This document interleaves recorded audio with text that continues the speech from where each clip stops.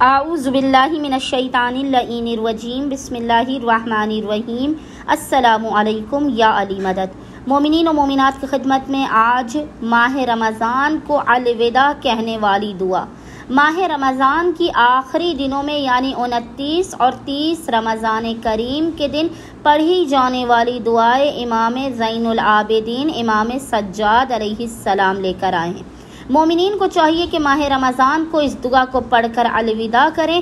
امام سجاد علیہ السلام کی تعلیم کردہ یہ دعا خداوند متعال کی بے پناہ رحمتوں، برکتوں اور عنایات کو آپ تک پہنچائے گی، آپ کی مشکلات کو دور کرے گی، خداوند متعال کی بارگاہ سے آپ کی مغفرت کروائے گی، آپ کے گناہوں کو معاف فرمائے گی۔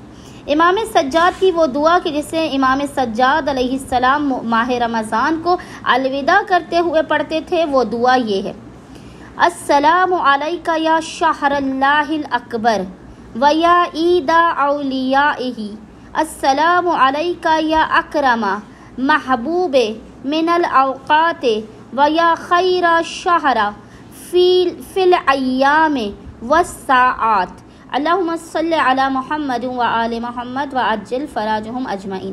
امید کرتے ہیں کہ مومنین ماہ رمضان کو وداع کرتے ہوئے چوتھے امام کی تعلیم کردہ اس دعا کو لازماً پڑھیں گے اور ہمیں اور ہمارے خانے وادے کو اپنی خصوصی دعاؤں میں نام لے کر یاد رکھیں گے۔ اللہم صلی علی محمد و آل محمد و عجل فراجہم اجمعین۔